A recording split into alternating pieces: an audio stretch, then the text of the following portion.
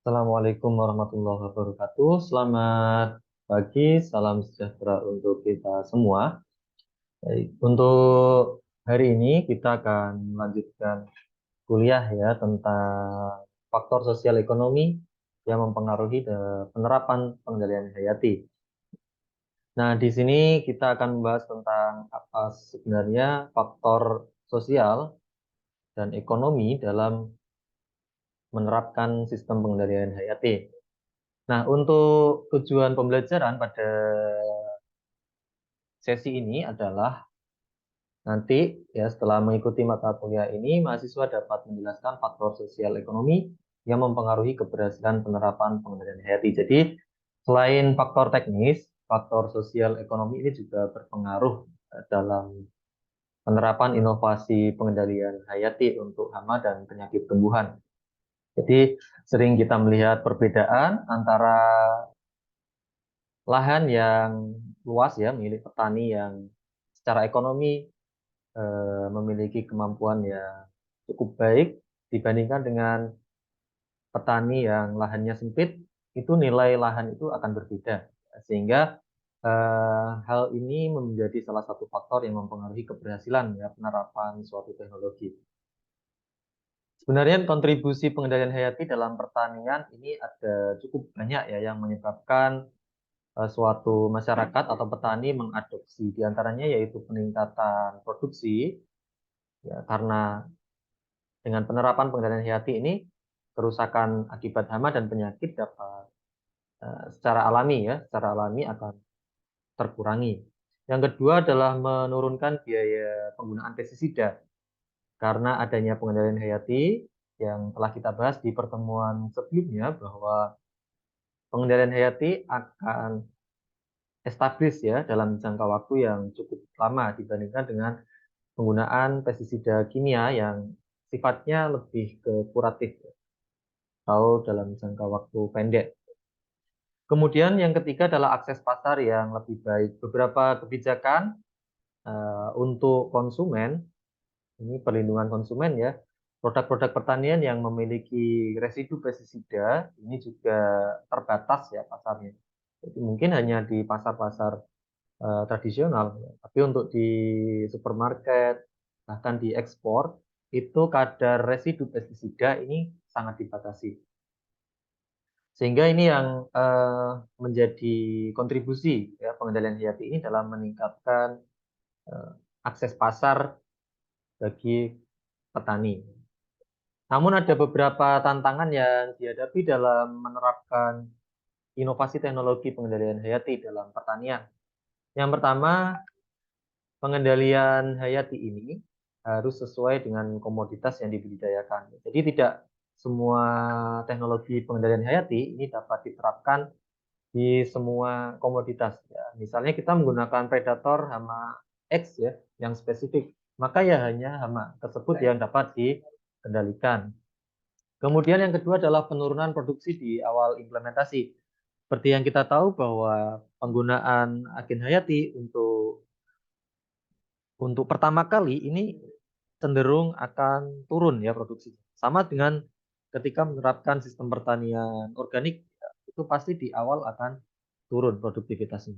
Kemudian yang ketiga adalah memerlukan biaya awal yang tinggi. Jadi dari mengubah eh, pertanian yang menggunakan sintetik ya dengan kandungan unsur hara sintetik yang tinggi, kemudian diubah ke pertanian organik karena komponen pengendalian hayati salah satunya digunakan untuk pertanian organik, maka biaya awal yang diperlukan tinggi sekali ya. Sebagai contoh kita menggunakan input awal pupuk organik ya, itu 1 hektarnya membutuhkan sekitar 2 ton ya, sekitar 2 ton per hektar. Nah, ini biaya awal yang lebih tinggi meskipun nanti di dalam proses produksinya ini eh, biaya pengendalian akan lebih sedikit ya. Nah, berikut ilustrasi ya, ilustrasi dari suatu model perkembangan atau perbandingan ya, suatu budidaya tanaman dengan pengendalian hayati atau tanpa pengendalian hayati. Bisa kita lihat di grafik A. yaitu perbandingan jumlah hama tanpa pengendalian hayati ini lebih tinggi dibandingkan dengan adanya pengendalian hayati. Meskipun di awal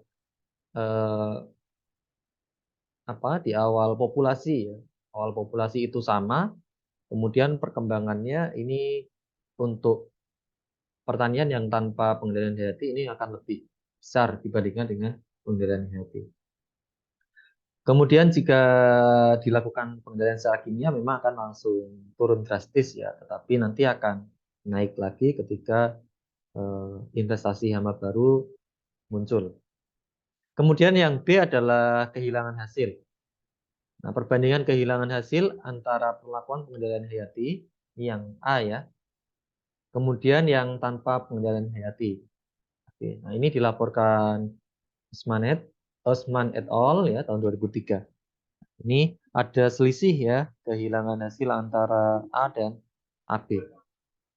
Kemudian yang ketiga, yang berikutnya ya, grafik ketiga, ini adalah perkembangan populasi hama ya, perbedaannya. Nah, yang pertama adalah tingginya ya, yang paling atas itu hama awalnya sudah tinggi, kemudian rendahnya predasi dari predator ya. Jadi ini kalau jumlah hama di awal sudah tinggi, kemudian musuh alaminya sedikit ya, predasinya rendah ya, maka populasi hama akan tinggi seiring berjalannya waktu. Kemudian untuk yang di awal tinggi, kemudian ada musuh alami yang aktif ya, maka grafik cenderung lebih landai. Nah, ini ada perbedaan laju pertumbuhan jumlah atau penambahan populasi antara yang tingkat predasinya rendah dengan tingkat predasi yang tinggi atau dilambangkan sebagai delta R. Kemudian kasus kedua adalah jika populasi awal rendah kemudian tanpa diimbangi dengan predasi atau kemampuan musuh alami juga rendah, maka ini juga populasi hama itu akan meningkat juga ya seiring berjalannya waktu. Begitu juga dengan sebaliknya ya, meskipun populasi hama rendah, kemudian jika predasinya tinggi, maka grafiknya cenderung lebih landai. Itu contoh kasus penerapan pengendalian hayati. Kemudian faktor yang mempengaruhi penerapan inovasi pengendalian hayati, seperti yang sudah saya sebutkan tadi, bahwa faktor sosial ekonomi ini menjadi salah satu ya kunci keberhasilan adopsi teknologi pengendalian hayati. Adapun faktor yang mempengaruhi yang pertama kebijakan publik. Nah, ini berpengaruh terhadap penerapan ya, diantaranya karakter individu, karakter petani ya. Karakter petani ini menjadi faktor penentu juga dalam adopsi suatu teknologi. Kalau yang konservatif ya misalnya nggak mau menerima inovasi baru ya nggak susah ya kita memberikan atau istilahnya mengedukasi teknologi baru. Kemudian faktor sosial dan kelembagaan. Nah, misalnya kita bandingkan nih antara kelompok tani yang maju dengan kelompok tani yang hanya dibentuk karena untuk akses suatu input pertanian berbeda ya kebijakan atau adopsi teknologinya. Kemudian persepsi kebermanfaatan inovasi ya, ada banyak ya nanti jenis petani yang kalau teman-teman ke lapangan mungkin ada yang oh ini nggak berguna nih ya inovasi ini nggak bermanfaat. Nah, ini itu akan berbeda dengan para petani yang telah memiliki pengetahuan tentang inovasi ini sehingga dalam implementasi suatu atau penerapan inovasi ini diperlukan edukasi untuk mengubah persepsi para petani. Nah, ini yang nantinya teman-teman dapat terapkan ya dalam menerapkan suatu inovasi. Inovasi apapun ya termasuk pengendalian hayati. Yang kedua adalah faktor sistem pengetahuan tentang ekologi. Yang tadi adalah faktor dari sosial ya. Kemudian faktor yang harus diketahui oleh petani. Yang pertama, eh, apa istilahnya berita-berita ya tentang efektivitas suatu adopsi pengendalian hayati.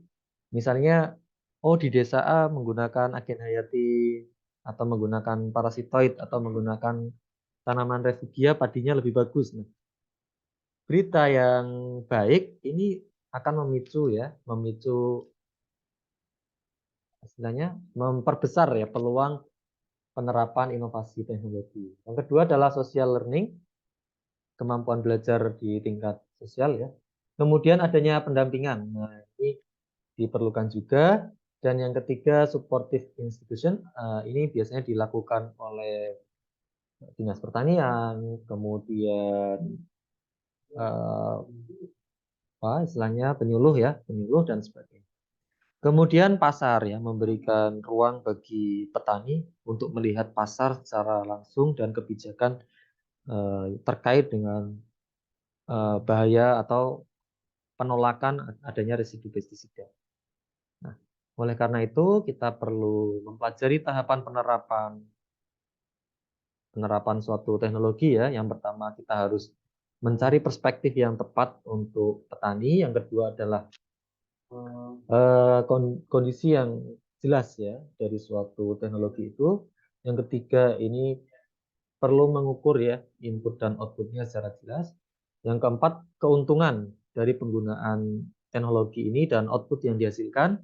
Yang kelima, membandingkan ya, antara biaya yang dikeluarkan dengan keuntungan ini harus dipelajari dengan baik sebelum teman-teman mengimplementasikan suatu inovasi. Dan yang keenam, harus merangkum hasilnya ya, menggambarkan dan menyimpulkan ya, tentang penerapan teknologi terkait dengan keuntungan secara ekonomi. Karena memang tujuan dari suatu pengendalian kan untuk melindungi produk kita ya, kehilangan hasil kita.